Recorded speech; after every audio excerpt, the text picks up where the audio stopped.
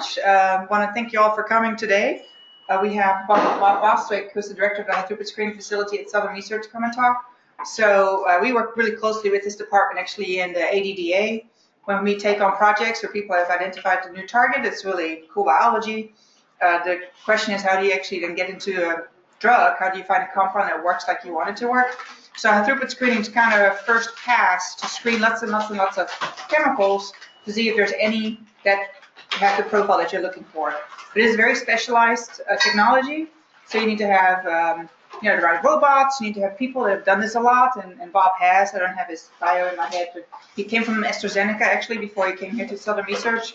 So he's played with robots and compounds in his life a lot. So we're really glad that he's here in Birmingham to help us with our projects. So with that. Okay. Thanks, Micah. So I guess this is the second in the series of talks. And unfortunately, I wasn't able to hear Micah's talk last week. So I'm not exactly sure what the background is. But I'm going to tell you about high-throughput screening. And hopefully at the end of this talk, you'll understand at least what the process is and what is involved in executing high-throughput screening. So basically, I've kind of broken it down into three parts. First, I'm going to talk about high-throughput screening and the drug discovery process and how it fits in with that. Then I'm going to talk about a little bit about assays, the kind of assays that you can run in high-throughput screening, and how we develop and optimize those assays specifically for high-throughput screening. And then I'll talk about the operational process. So in terms of drug discovery as a process, there's a lot of elements that go into that.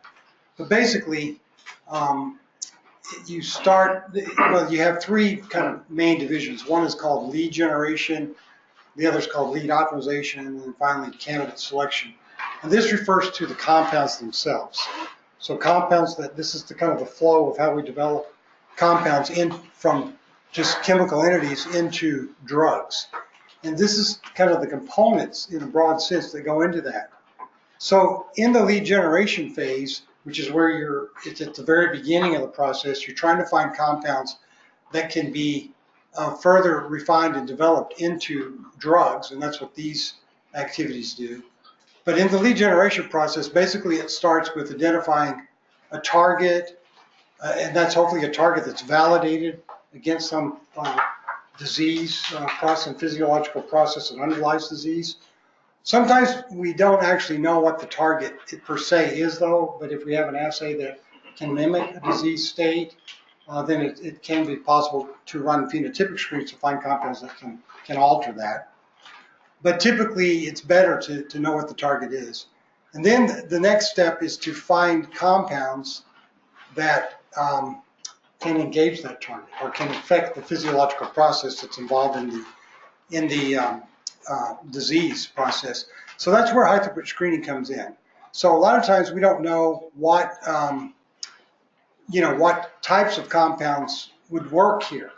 Okay, so high-throughput screening is a way to find those chemical assets. Okay, and it's an unbiased approach to doing that. There are other approaches, but HTS is one that's used quite a bit.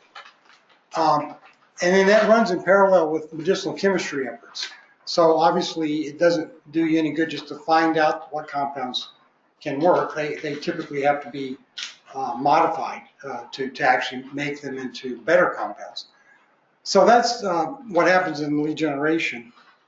Now, as I mentioned, HTS is just one way of finding starting points. There's a whole toolbox of activities that can be used, and many times these are based on compounds that are already known in the literature, for instance. So the process of doing rational design, being able to get crystal structures and see how compounds dock into them.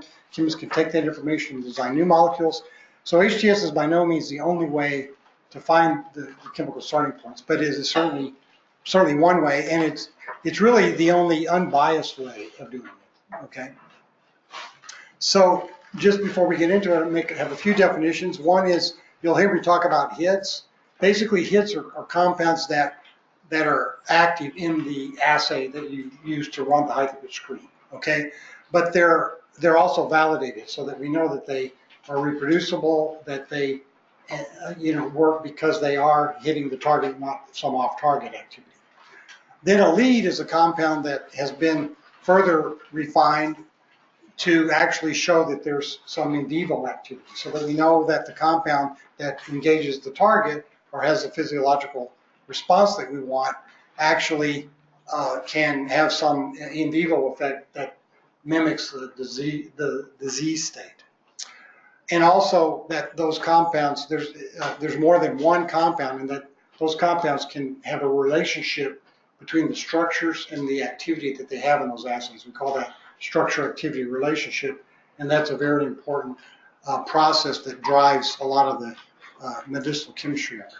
And then finally, at the end of that, we hope to come up with a drug candidate. That's a compound that's optimized not only for its activity against the target and the physiological process that we're looking at, but also it has all the drug-like properties built into it, which are separate but just as important as the efficacy profiles. We have to know that they're safe, that they have the right metabolic properties in the body, and so forth. So getting back to HTS, so HTS falls in this early part of the drug discovery process, and I've kind of subdivided that into subcategories. So subsequent again to target identification, the first thing we have to do is to develop an assay to find the compounds. And in order to do that, you have to decide, well, what kind of assay do you want to run? What's a good assay, an appropriate assay, not only to look for the type of activity that we're looking for, but also one that's amenable to high-throughput screening. And then that assay has to be developed, optimized, and validated for HTS before we can actually run the screen. So this is quite a bit of work involved in this. In fact, most of the work that goes into it occurs at this stage. Once we have an assay that runs in HTS, then it's kind of it's more like a production where it's a more or less rote screening, which robots can perform. So that part goes relatively quickly, provided this is done correctly. Then we have, subsequent to identifying active compounds from the primary screen, we have to confirm and validate them. And then once we know that, then we want to expand the series of compounds, because we're not looking for just one compound, we're really looking for chemical motifs that the chemist can exploit. And so we call that a hit series. And typically out of HTS, we aim to identify maybe 10 to 12 hit series. Okay, so the real goal of HTS then is not to find a drug, but it's really to identify chemical assets that can be used for chemists as starting points. Okay, so HTS itself, what is it? Well, we define it as a process through which a large number of compounds can be screened in order to find compounds that engage the target of interest. Why do we do it? Because, as I mentioned, it's an unbiased approach. A lot of times we don't have any idea what kind of chemical structures may be relevant to what we're looking for. So this is a way to find those. So how do we perform it? Well, it is a very involved process that combines integrated robotic systems with people that have specialized skills, also specialized assay technologies that have been developed. There's been whole industries have grown up around this, as well as the components of compound management and informatics.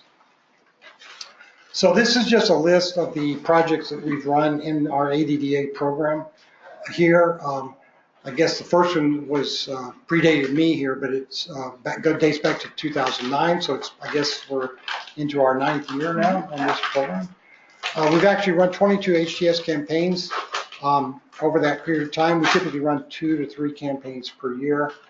And this is just to give you a list of the kind of targets, the kind of assays that we run. It's a mix. We had about half of them are biochemical assays, half of them are cell-based assays, and then the kind of assays methodologies that we use, which I'll get into a little bit more. We typically screened around 200,000 compounds in an ADDA campaign, although we can certainly screen more than that. It's just that's more driven by cost than anything else. Okay, so what are the components of HTS? What does it take to do it? Well, as I mentioned, you have to have a compound collection.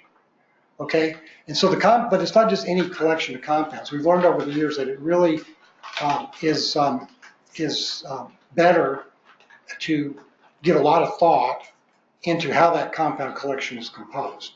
And so what you want to start off with is you want to cover as much chemical space as you can. Okay, so we call that diversity.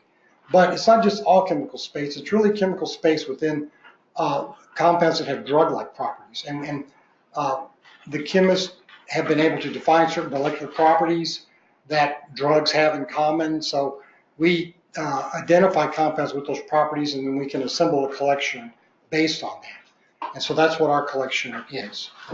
But in addition to having diversity, we also need compounds that have similarity.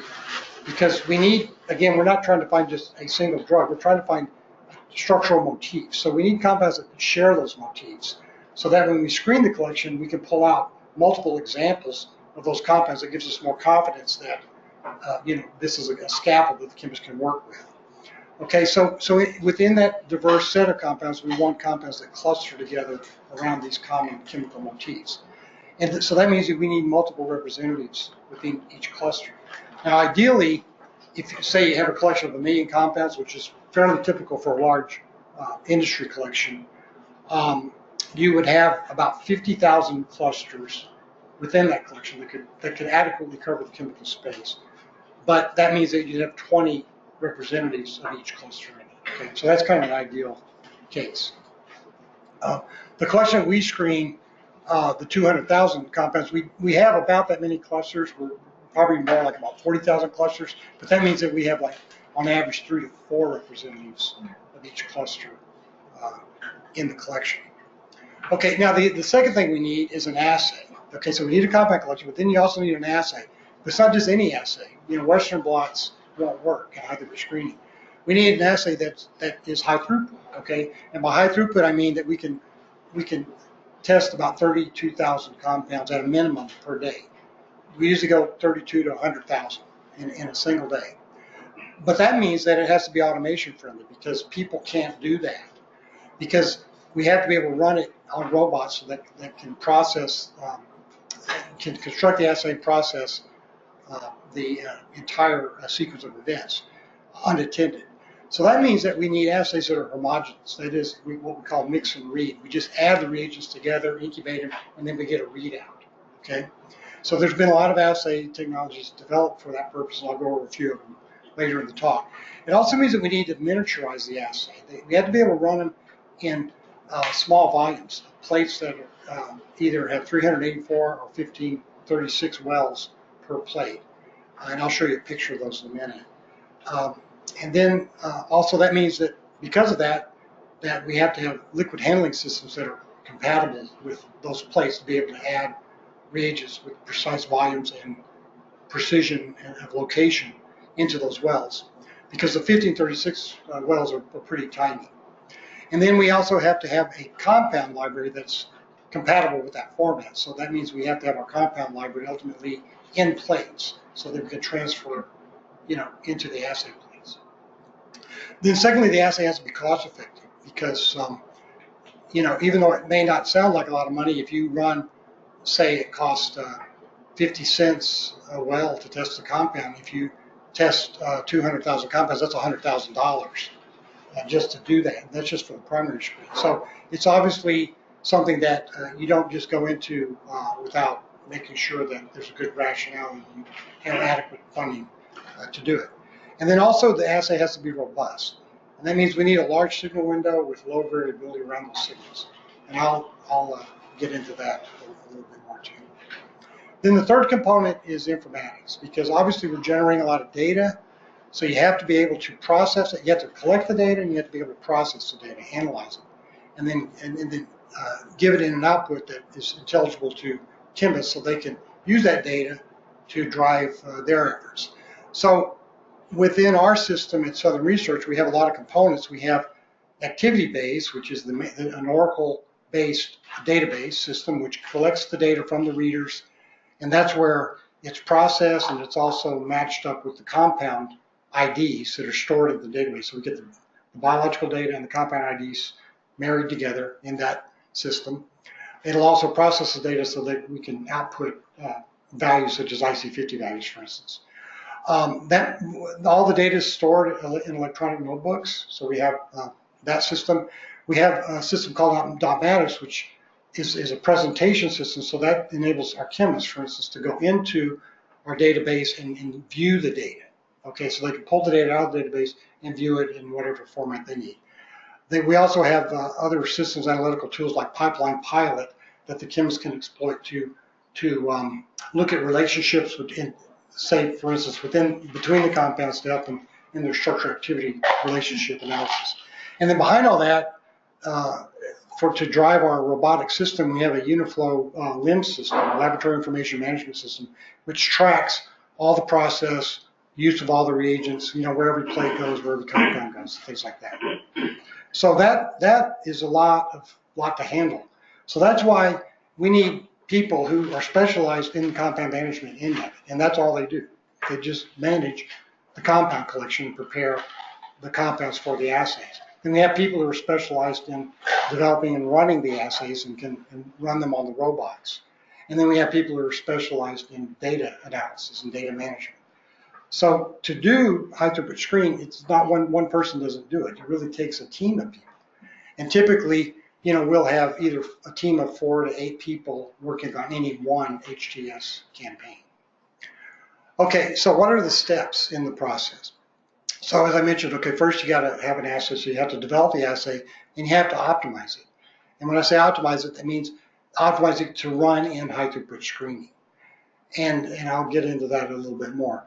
And then, but the final step of that optimization is that we actually run a small screen of 10,000 compounds to show that the assay actually works on the robotic systems and all the processes are in place, so that when we get into the larger screen, we know that we won't be surprised by anything. We know that everything is working. So the primary screen, as I mentioned, we can screen anywhere from 200 to 800,000 compounds, which is pretty much the maximum number of compounds we have in our collection. But that involves not only running the screen, but then identifying which compounds are active. So we can select those compounds out of the collection, and we can go back and retest them to confirm that, in fact, they are active.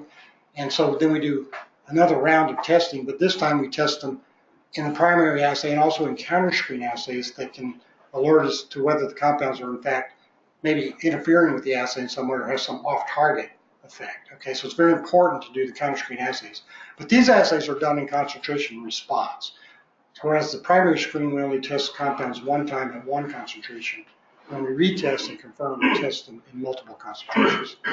Then the chemists look at that list of confirmed hits, and they will triage that list because they'll look at chemical properties. They'll do something called Payne's filtering, which eliminates compounds that are frequent hitters in a lot of assay formats. And other things, again, looking for compounds that are chemical structures that are amenable to the types of chemistry that they want to do to develop SAR. So they'll take a look at that, and then based on that, we'll have a more refined list of compounds, which can then be moved, a smaller list, which can then move on into secondary assays, which may be lower throughput assays, but assays nevertheless that can validate that these are compounds, in fact, that are working the way that we intend for them to do. So that tells us that our high throughput screen, in fact, did pull out compounds that can translate into assays that are more biologically and physiologically relevant. And then the medicinal chemistry of it can kick in after that. So really all of these steps are involved to kind of define what a high throughput screening campaign is. Okay, so let me just kind of backtrack a little bit and talk about the assay strategies that we use in high throughput screening. So basically there's 2 main categories. These can be either phenotypic assays, that are assays that are usually they're cell-based assays, but they're in vitro assays. Or we can have targeted assays. That is, we know what the molecular target is that we want to influence, and we can sometimes purify that target, or we can express that target in the cell. So these could be either biochemical or cell-based assays. Okay, so in a phenotypic assay, typically the drug target is not known. We might know that if we add a compound to a cell and it kills the cell, that may be what we're looking for, say, a cancer screen. But we don't know the mechanism, how is it killing the cell? What is the target of the compound that actually ultimately kills the cell? But it's okay, we can initially screen for compounds that kill the cell, and then we can go back and try to figure out how that's working, okay? But whereas in, say, we have an enzyme that we want to find an inhibitor for, well, it's better to purify that enzyme, and we can run that in a biochemical assay and actually measure directly by the inhibition of the enzyme itself in the assay. So in phenotypic screens, then that means the readouts are typically, readouts that give us information about the cell and what's going on in the cell. So these are where we use reporter assays or viability assays. We can also conduct these as, say, receptor assays. If you activate a receptor, you get some downstream response in the cell that we can measure, or even ion channel assays, where we can activate ion channels and see some kind of secondary response in the cell. Whereas in the biochemical assays, the readout actually measures the drug interaction directly with the target. So these tend to be like things like binding assays, or enzyme assays, or even receptor assays. So these two approaches are not necessarily mutually exclusive. Although we may use one to do the primary screen, we typically would use another type of assay as a secondary screen, or the one to validate the hit. So you really kind of need both pieces of information anyway. So it's helpful to have assays that work in both types of strategies. So biochemical versus cell-based assays. Okay, so what are the advantages and disadvantages there? Well, biochemical assays tend to be relatively simple assays to construct, and they can usually be well controlled so that we get a lot of consistency in the way the assays run from well to well, plate to plate, day to day. But the biggest advantage, as I mentioned, is that it gives us a direct measurement of target engagement. So we want to know that the compound is actually, interacting with that molecular target, which is going to be the drug target. And so we get that right off the bat when we run a biochemical screen like this. And then we can also use that assay to measure compound characteristics like kinetic constants, Km, Ki, Kd, those kind of things. So we get a lot of rich information from that. On the other hand, cell-based assays can provide us readouts that are more physiological than a biochemical assay, because we're measuring the effect of a compound in the context of a biological system. That can be a big advantage too.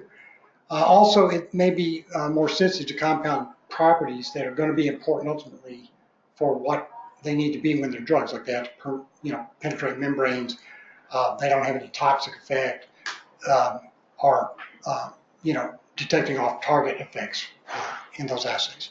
Now, the disadvantages in the biochemical assays could be that it's non-physiological, just like it's the advantage of cell-based assay. That's the disadvantage on the other side of the biochemical assay. And also that it's not really sensitive to the types of compound properties that cell-based assays would be sensitive to. On the other hand, cell-based assays, because they're phenotypic assays, usually don't measure direct drug-target interaction, okay? And they also tend to be more complex and therefore more variable in the responses. And then they would also tend to exclude compounds that may have solubility or permeability issues. We just wouldn't pick them up on the screen. Okay, so now let me talk a little bit about the types of assay formats that we can use in high-throughput screening, both in biochemical and cell-based assays. Basically, in high-throughput screening, we're looking at some kind of readout of light. So it's either fluorescence or luminescence or absorbance. So in cell-based assays, one way we can do it is to measure fluorescence intensity, and that's usually driven by either the expression of the reporter fluorescent protein like GFP that can be engineered into a cell, or we can detect the presence of protein in the cells if we have a fluorescently tagged antibody that can detect that protein. Okay, so those are the two major ways that we use it. We can also use what we call bead-based assays that are able to detect cytokines or other proteins that can be produced by cells. So that's just a kind of an endpoint assay measurement. Okay, but the actual assay may be adding a compound to a cell to produce, say, a cytokine, and we use this technique to measure the cytokine. So the way we do that in our lab is we use a technology called laser scanning cytometry, which basically is an instrument that is able to, it has multiple lasers on it, and the lasers can raster scan the bottom of the plate, and it'll excite the fluorophore, which is in the wells of the plates. And each one of those wells can be individually imaged. Okay, and so this picture on the right side of the slide is a typical image that we could see, and these are just cells that are fluorescing. Okay, but the instrument is able to count the number of fluorescent images, so we can get that as a readout measure. It also is able to quantify how much intensity of fluorescence there, so we can get the amount of fluorescence in there. And so there's a lot of different measures that can be used to identify a particular type of activity that we're looking for. So it's very useful technology. The main reason it's useful in HTS is because it's a homogeneous, no-wash format, as I mentioned. We don't have to separate anything, add reagents, wash them off or anything. Unlike, say, cell sorting or ELISA assays, where you have to do that. Okay, so this is the way to get data that can typically be generated by FACS or ELISA assays, only it's more HTS friendly, more amenable to high-throughput screening. So if you have an assay that you measure with FACS or ELISA, chances are we can adapt it to high-throughput screening with this technology.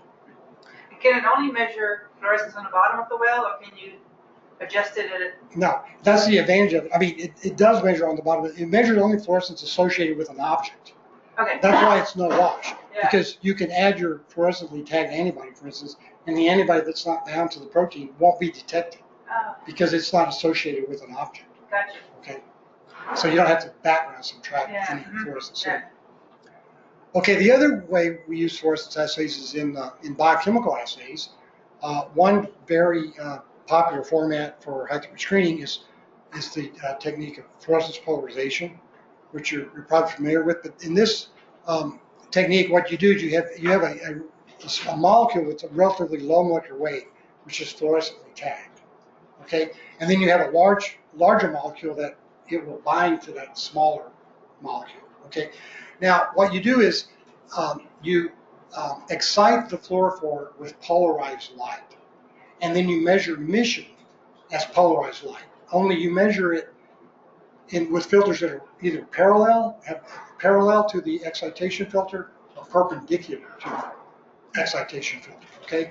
Now, in the small molecule that has the fluorophore labeled to it, it freely rotates in solution, and so it will its emission spectra won't be different necessarily between the parallel and polarized emission filters. Okay, because it's tumbling freely in solution. But if it's bound to a large molecular weight molecule, it won't tumble as freely. So that if your emission filter is parallel to your excitation filter, then you get what's called polarization, or you have a higher polarization signal. And that's actually can be calculated, by this formula here. This here, maybe that's it. Okay. Oh, there. So so we call polarization. We define it as what we call milli-P, which is this formula here, where again S is the intensity of the fluorescent signal when the polarizers are parallel to each other, and P is the intensity when they're perpendicular to each other. Okay, and so what happens is when you have in this situation, you'll have a lower milli-P than in that situation. Okay, because the S is going to be smaller basically. Okay, so if you're looking for a compound, if you're looking for a, you can measure this interaction directly. Okay, so for instance, here's some assay types that this can be applied to. If you're looking for the interaction of the ligand with the receptor and the ligand is labeled, you can measure that. If you can measure protein peptide interactions, with the peptide being the smaller molecular weight fragment. Or you can even measure protein DNA or even protein RNA interactions. We've done that. One way that we can also use this is in something like a tyrosine kinase reaction in particular, because what happens is you can have a peptide that is can be phosphorylated, and then you can have an antibody that's fluorescent. I mean, you can fluorescently tag that, so that when it binds to an antibody, you can see that change in fluorescent signal. Now, the other way we use fluorescence is in what we call proximity-based assays, okay? And this is where basically we have two components. We have a fluorophore that you excite and a fluorophore that will emit light. But you bring the two fluorophores together so that you get what's called a Forster resonance transfer of energy, whereas the excited light, the emission of the excited fluorophore will, the energy of that will be transferred to the second fluorophore, which then emit light, okay? So the way we typically do this in high-throughput screening is we combine it with something called time-resolved fluorescence, because the excitation fluorophore, the one that we excite, has a long decay time, which is much longer than the decay components, say, of a compound that might be in the solution that would fluoresce. Okay, so this is a way to basically avoid high background of autofluorescence of compounds in the assay. Okay, so we call this TR FRET, and that's depicted in this first graph. And I've just depicted here that you have the excitation and the emission fluorophores that are brought together in proximity by some interaction. And this can be like, say, an analyte that has two antibodies that bind to it. But it can also be something like, say, this could be this protein in the middle could be biotinylated, and this could be, say have a streptavidin component on it. And then you may have a his tag on the other end of it, and you could have a nickel-coated bead. There's different formats, different ways you can bring the two components together, but the principle is the same. And basically what you're trying to do in screening is if you can just disrupt this interaction, that's usually what we're screening for, is a compound that will disrupt that interaction, then you can decrease the FRET signal, okay? Now, another variant of this is what's called alpha screen technology. That stands for amplified luminescence proximity homogeneous assay. It's got the word luminescent in it because what happens there is that you have a donor bead, you have two beads, a donor bead and an acceptor bead. Each of those beads have chemicals in them that are reactive.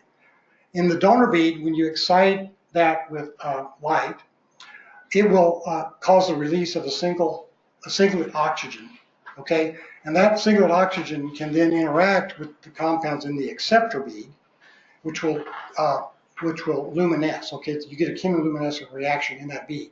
But then that luminescent signal will excite a fluorophore in that bead as well. So what you actually measure is a fluorescent signal, okay?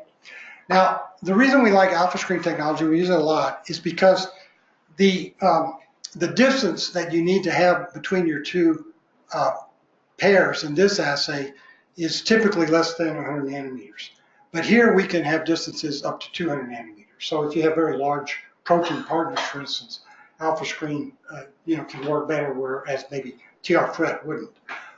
So for instance, we do say when we're doing proteins, or when we're looking for protein interaction assays, we tend to use the alpha screen as the preferred format. Okay, but both of these formats can be used for detection, competition, association, dissociation experiments.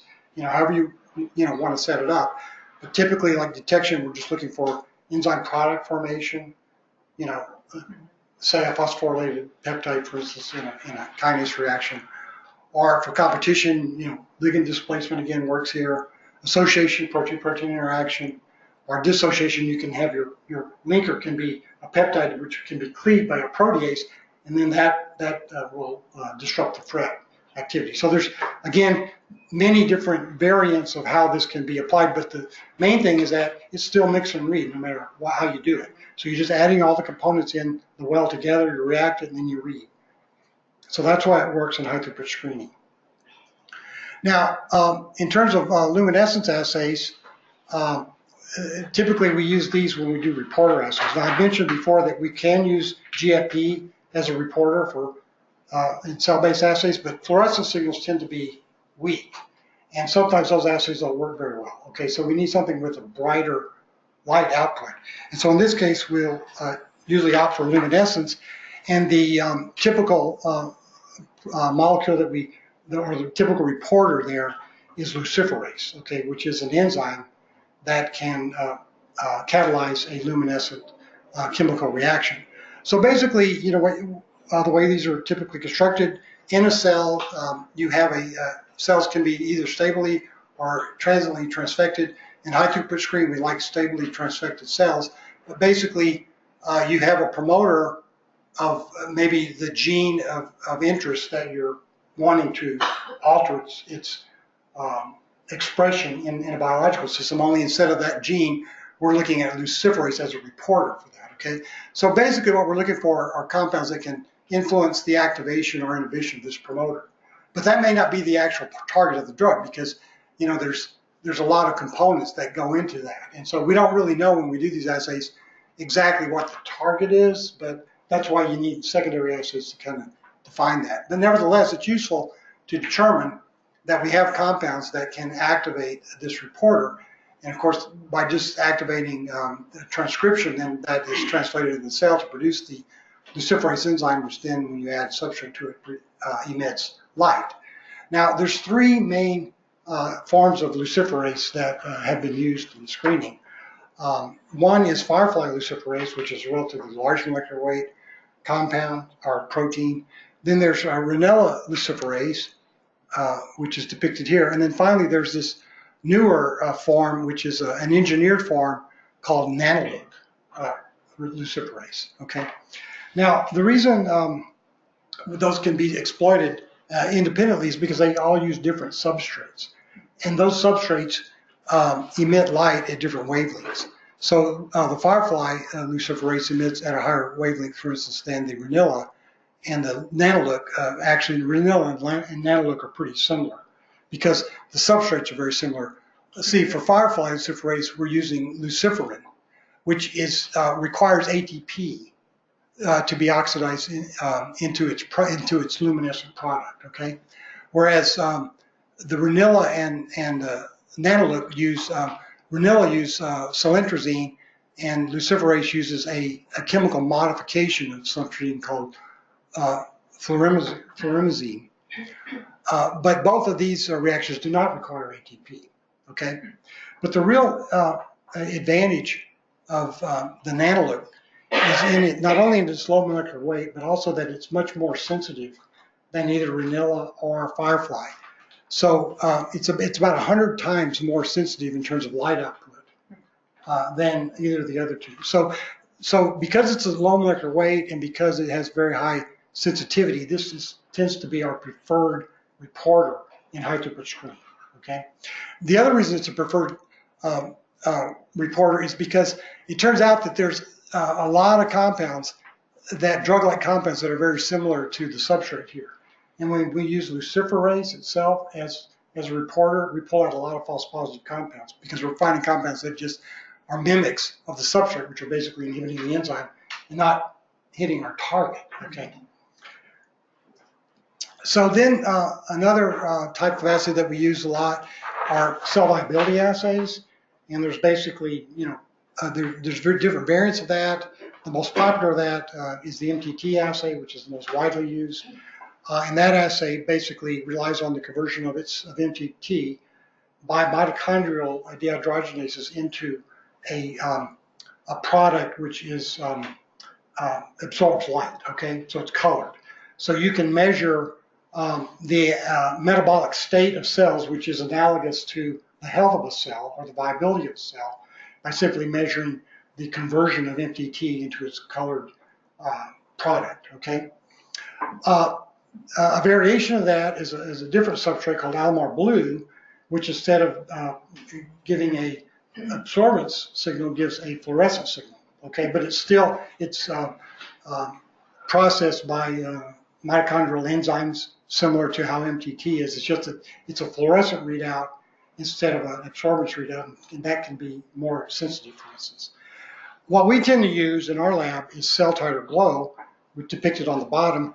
And that, again, exploits luciferase, okay? Because as I mentioned, luciferase requires ATP to work. And so in this variant, what you do is you just simply add in a large excess of luciferase in its substrate so that the rate limiting step in all of that is the ATP that's produced by cells. And so cells that are producing ATP are healthy cells that are dead don't. And so you can quantify cell viability by simply measuring ATP levels by this format. So again, we use these assays as counter screens typically, but we can also use them directly. Like if we're looking again for compounds that have that can kill cancer cells, we can look for cell viability. So we can look directly for compounds that have cytotoxic effects. Another variant of this is we can do what's called a cytopathic effect assay in viral screens. So this is based on the fact that a virus, like say an influenza virus that infects a host cell, will kill the cell, the host cell.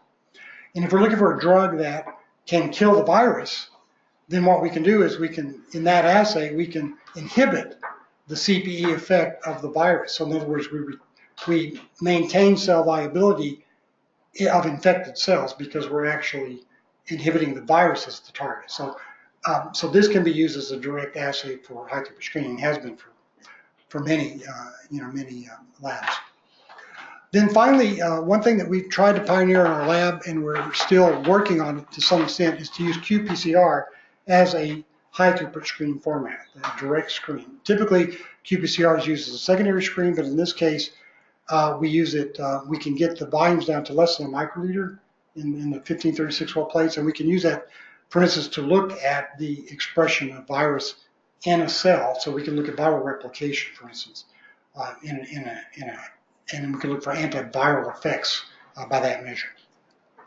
Okay, now let me talk to you about the process. So that's all I'm going to say about the assays. So obviously, when you go from hand pipetting to having robots do everything, you have to work by a different set of rules. Now, as I mentioned about microtiter plates, these are plastic plates that come in different flavors. Some can be opaque, some can have clear bottoms, some can have dark wall, white wall. Depends on what the assay type you're using. But regardless of that, they're all have very similar dimensions externally because they've been standardized by the industry so that robots can pick up these plates and move them from place to place, which is really what the job of a robot is. Okay, so but in addition to that, they also come in different volumes of the wells in the plates.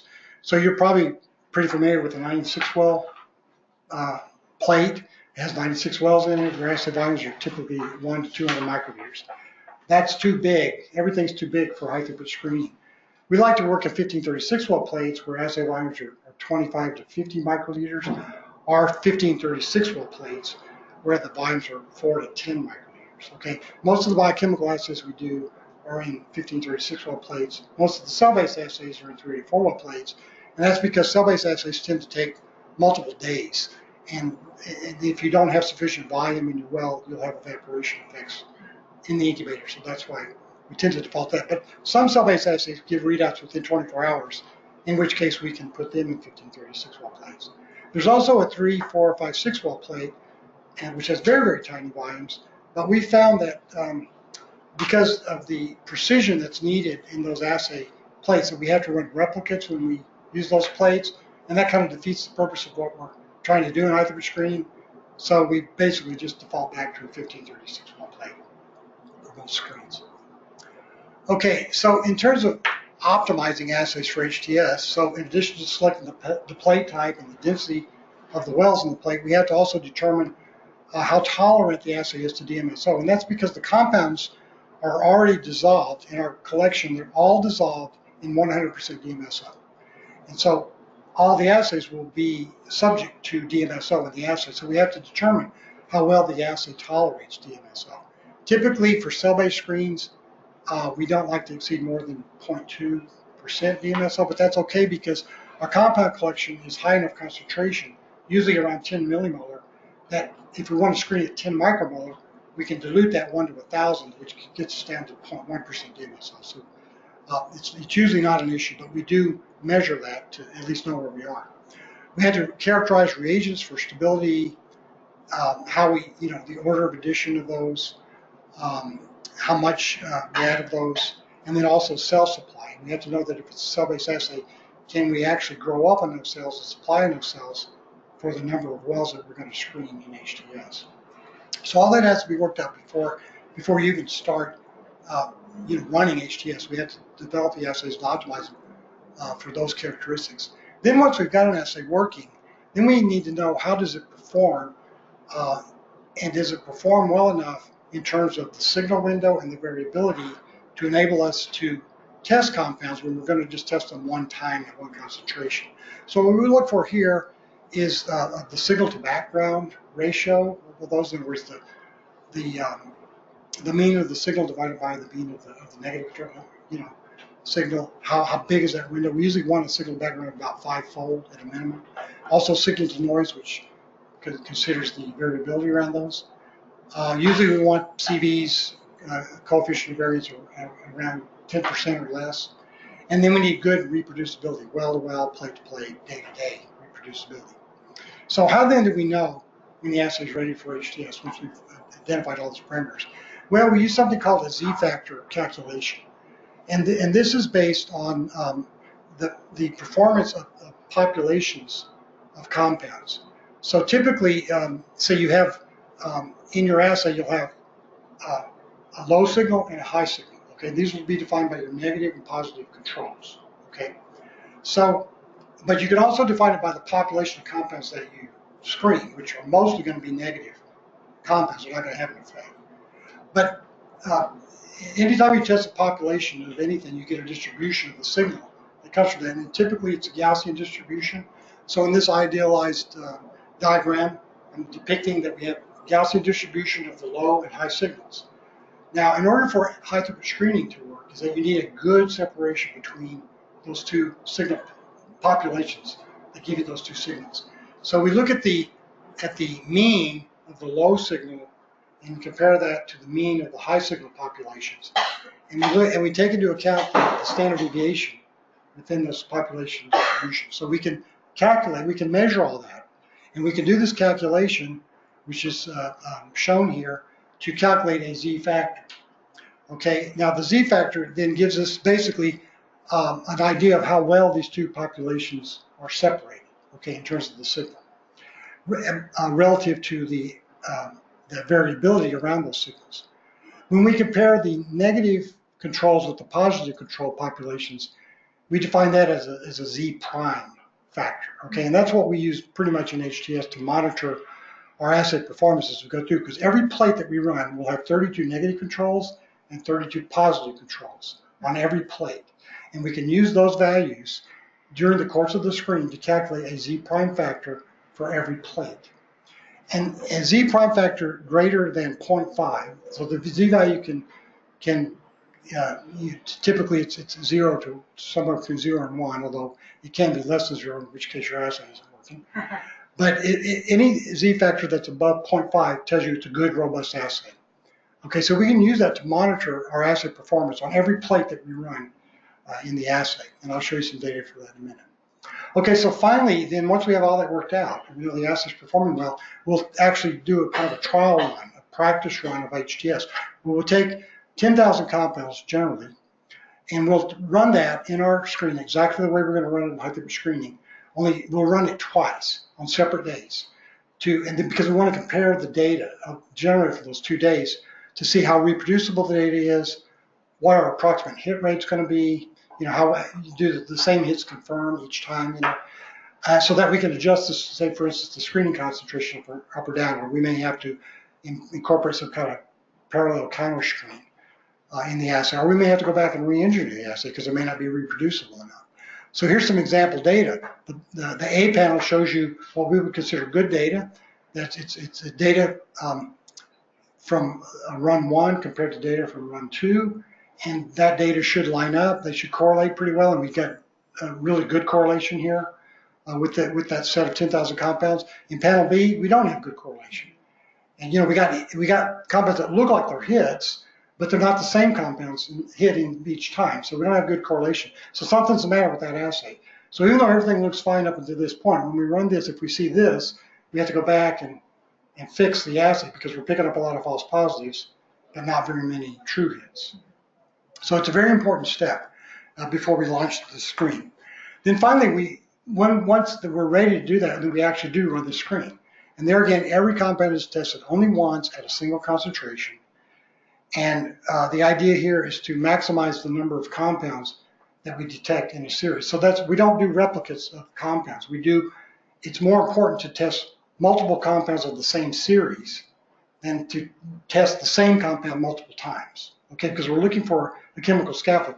A particular compound may have some characteristic that would prevent it from working in the assay that you're testing, but a neighbor compound might work in that assay. So that's why we want to have multiple representatives of each scaffold in the assay. So the plate layout for a typical 384 assay is shown here, where we have the outer two columns reserved for the positive and negative controls, and then the inner columns, which is 320 wells, for the test compounds. So every plate that we run, 384, will have 320 test compounds, as well as 32 positive and 32 negative controls on it. Now, when we look at the data from this, what you see is, or what you should see, is something like this, where basically we have negative controls which don't have signal or have low signal in these outer two columns here, columns 1 and 2. Columns 3 and 4 have the positive controls which generate the signal. Okay, so those are the high and low signals in the assay. And then what we'll find is that most compounds in the plate won't give a signal, but there'll be a few that do, and more to some varying degree.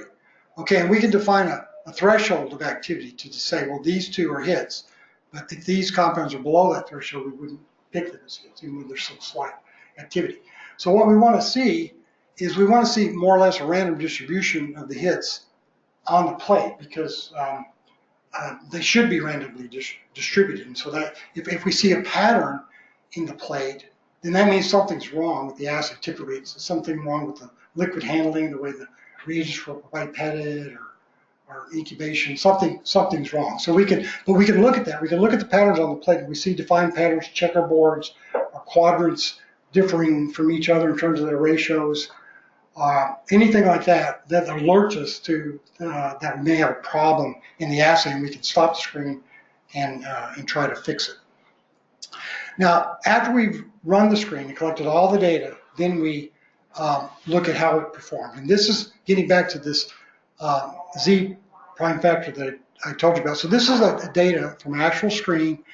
This is the positive and negative control data from every well of every plate run in the screen, okay? And this is just collected by plate, okay? So each data point represents the average of those 32 negative or positive controls. So the top panel shows you the actual signals of those, and you can see it varies from run to run, plate. But the variability is okay, because in the bottom panel we see the Z prime value calculated, and it shows that in every case all the plates had values above 0.5. So that's good enough. That tells us that the separation between those two signals is enough so that if a compound has a high signal, we know it belongs to the population of compounds that are active. Okay, so now we come to the point where we analyze the data after we've run the screen. So obviously the data has to be transferred from the plate readers into the database, so that's captured. The data then is usually normalized relative to the controls on the plate, associated with the compound ID, and statistically analyzed to identify actives. And here we go back to the way data is distributed. Most of the compounds, 99.9% of them are not going to be active. So they should distribute Gaussian to Gaussian distribution around a mean effect of 0, basically, okay? To find the hits, we want compounds that are 3 standard deviations away from that mean, okay? So that defines the compounds out at the very far edges, okay? So, and that's only 0.15% of the total population. So we're looking for hit rates that are, typically less than 1% in the screen. Okay, so that's just a statistical analysis. However, that's just the first pass, because when you screen large compound collections, and say we're looking for an enzyme activity and we want to cut off of 50%, okay? If we screen 800,000 compounds, compounds that are right at the threshold of that 50%, you'll detect about half of them you won't, just from probability. But even compounds that are very active, you have 80, 90% inhibition, they'll all the time, you'll pick up just about every one of those. But even compounds that don't have activity, 0 to 20% activity on 800,000 compounds, because there is a Gaussian distribution, 0.15% of those compounds will still come up as actives. And on a big compound collection, that's 1,200 compounds. which is about half of the number of hits we detect. So we have to go back and cherry pick those compounds and then retest them. But the advantage of retesting is that when we retest them, the false positives, the ones that are just pulling out from statistics, will have that same distribution. So now, out of that 1,200 compounds, only 2 of them would come up as active.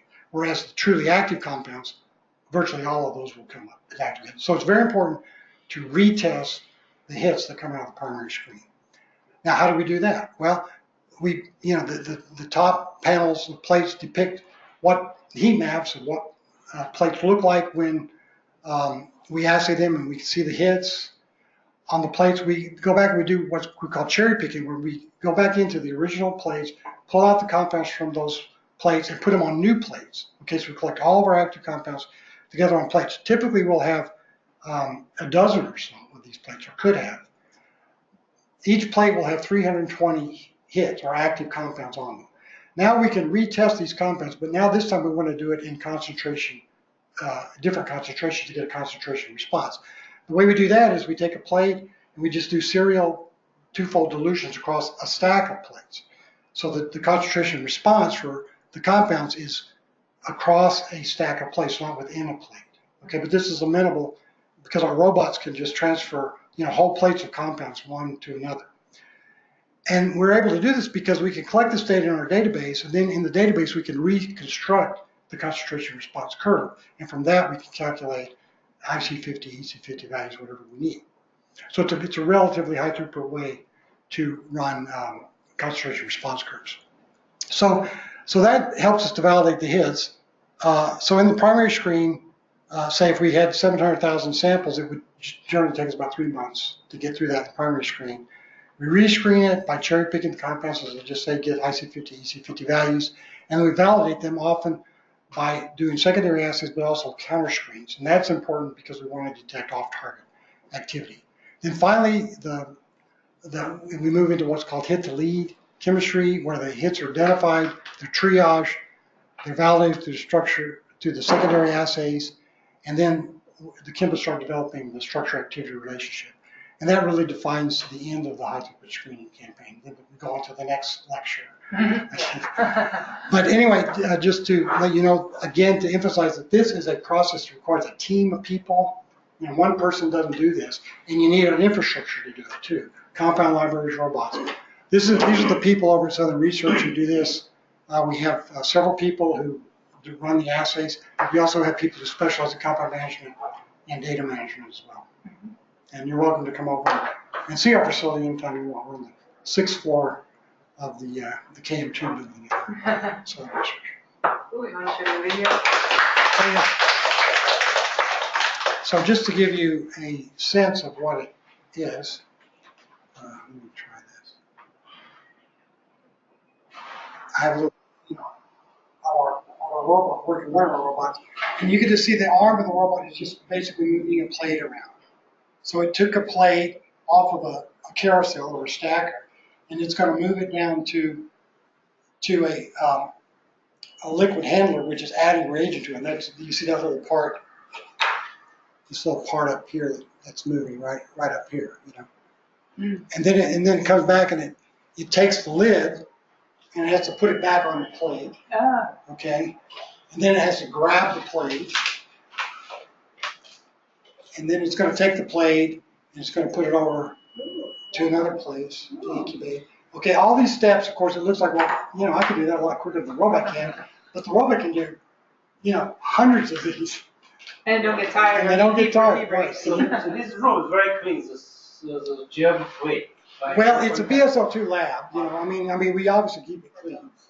We do have another robot, which is actually encased in a plexiglass, I guess it's plexiglass, case which has HEPA filter air in and out. And we run our infectious assays pretty much in that. But most assays are just like, like you would do on your lab bench. It's just a regular, BSL2 laboratory.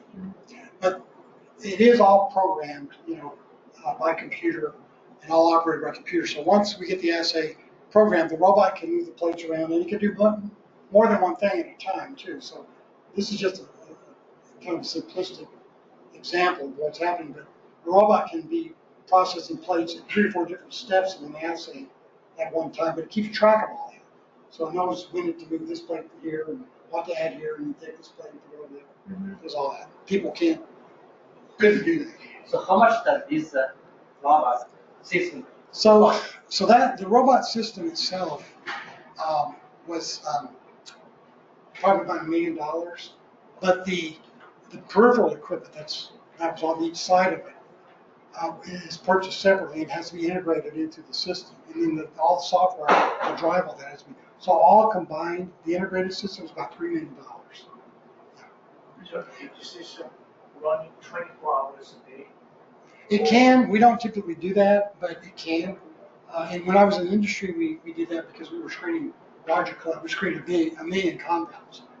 But when we're screening 200,000 compounds, we can work our way through that pretty quickly. But the reason we don't like to do it overnight is because things do happen. Plates can drop. Sometimes reagents aren't stable enough. Your reagents may only be stable for 3 hours or so. So you don't want somebody coming in every 3 hours and adding new reagents.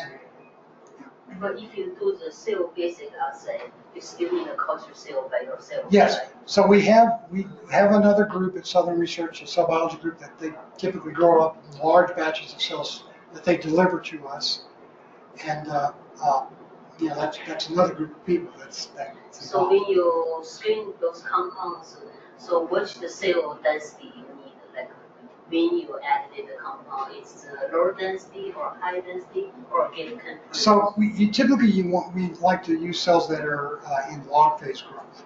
Okay, so during the assay, probably 50 to 80% most times.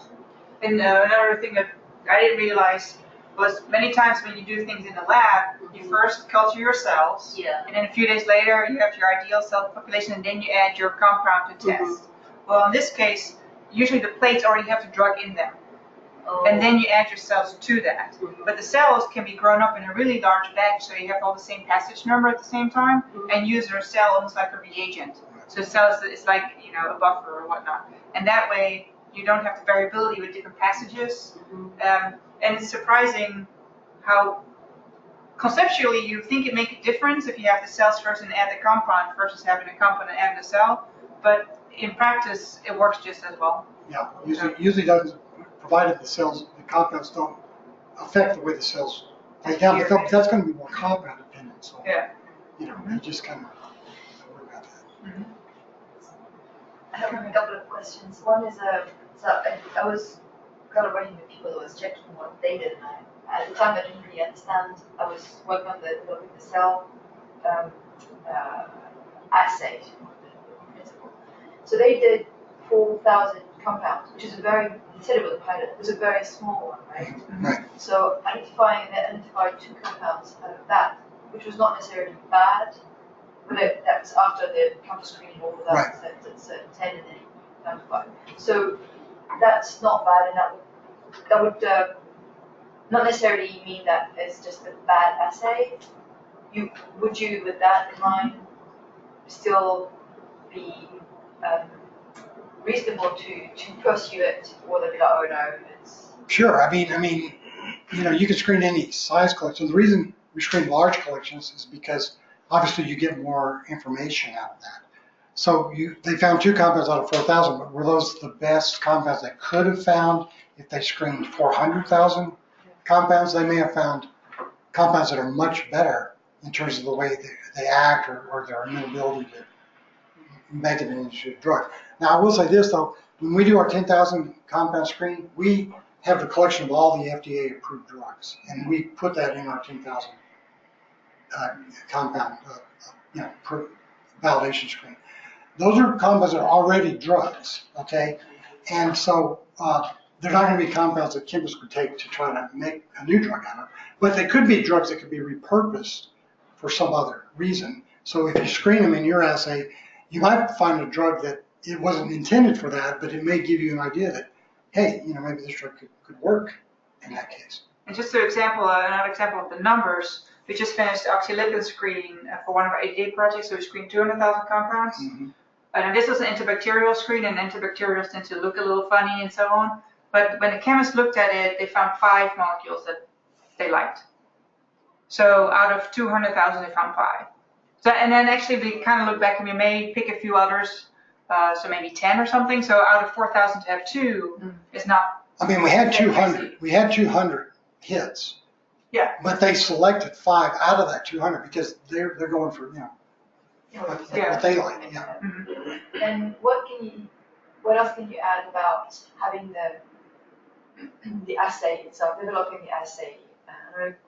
On the other side, the Z-screen and the characteristic, that's fine, but conceptually designing something that's like cell-based, are there things that as a biologist are not really wouldn't think about in terms of an assay? Well, sometimes the cell background that you put, say, if you're doing a reporter assay or even a cytotoxicity assay, many of those assays work best if you have adherent cells. So a cell line that adheres to the plastic is usually can be an important characteristic. Also, I mean, this is something that you may not know until you get into it. Like in our cystic fibrosis campaign, we have very nice cell line that was developed in David Bedwell's lab. It's a reporter genome. They use the nano reporter, and they use a rat cell line to look for compounds that, what we're looking for are compounds that can read through premature stop codons. Okay, and they introduce a premature stop codon in the luciferase gene itself to be able to use that as a reporter. Okay, that assay worked great. We found a lot of nice hits. You know, chemists could make compounds with them, and they worked, and they reproduced all the way down the line in every assay we ran, until we tried to test the compounds in a human cell, and then that didn't work.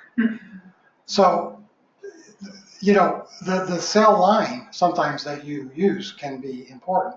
So a lot of people do like to use human cell lines in the screens, but sometimes you don't have that luxury, you know.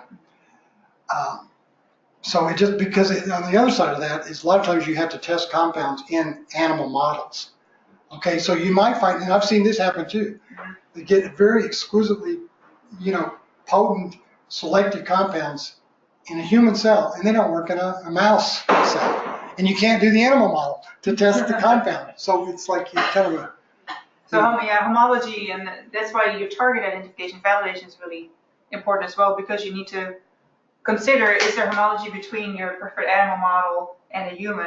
Because otherwise, there may be workarounds, but you're going to make your life a lot harder if it's not homologous at all. Or maybe the target doesn't even exist in certain animal species. In the toxicology talk, there will be a few examples of that as well.